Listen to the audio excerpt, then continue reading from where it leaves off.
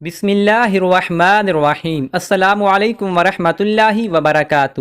کہ ایک بہت بوڑھا آدمی جس کی دونوں بھویں اس کی آنکھوں پر آ پڑی تھیں، اس نے آ کر عرض کیا، یا رسول اللہ صلی اللہ علیہ وآلہ وسلم، ایک ایسا آدمی جس نے بہت بدعہدی بدکاری کی اور اپنی جائز ناجائز ہر خواہش پوری کی، اور اس کے گناہ اتنے زیادہ ہیں کہ اگر تمام زمین والوں میں تقسیم کر دیے جائیں تو وہ سب کو ہلاک کر دے، تو کیا اس کے لیے توبہ کی گنجائش ہے؟ تو رسول اللہ صلی اللہ علیہ وآلہ وسلم نے فرمایا، کیا تم مسلمان ہو چکے ہو؟ اس نے عرض کیا، جی ہاں، میں کلمہ شہادت اشہد اللہ الہ الا اللہ وحدہ لا شریک لہ واشہد ان محمدا عبدہ ورسولہ کا اقرار کرتا ہوں۔ تو رسول اللہ صلی اللہ علیہ وآلہ وسلم نے فرمایا، جب تک تم اس کلمہ کے اقرار پر رہو گے، اللہ تعالیٰ تمہاری تمام بدعہدیاں اور بدکاریاں معاف فرماتا رہے گا اور تمہاری برائیوں کو نیکیوں سے بدلتا رہے گا۔ اس بوڑھے نے عرض کیا، یا رسول اللہ، میری تمام بدعہدیاں اور بدکاریاں معاف؟ تو رسول اللہ صلی اللہ علیہ وآلہ وسلم نے فرمایا، ہاں، تمہاری تمام بدعہدیاں اور بدکاریاں معاف ہیں۔ یہ سن کر وہ بڑے میاں اللہ اکبر لا الہ الا اللہ کہتے ہوئے پیٹ پھیر کر خوشی خوشی واپس چلے گئے۔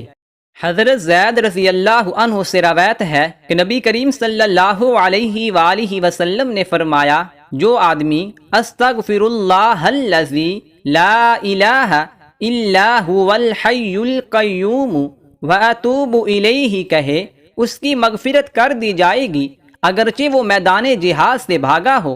ایک روایت میں ان کلمات کے 3 مرتبہ پڑھنے کا ذکر ہے۔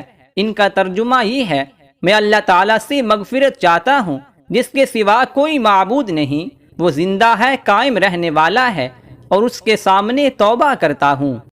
حضرت جابر بن عبداللہ رضی اللہ عنہ فرماتے ہیں کہ ایک آدمی رسول اللہ صلی اللہ علیہ وآلہ وسلم کی خدمت میں حاضر ہوئے اور کہنے لگے، ہائے میرے گناہ، ہائے میرے گناہ۔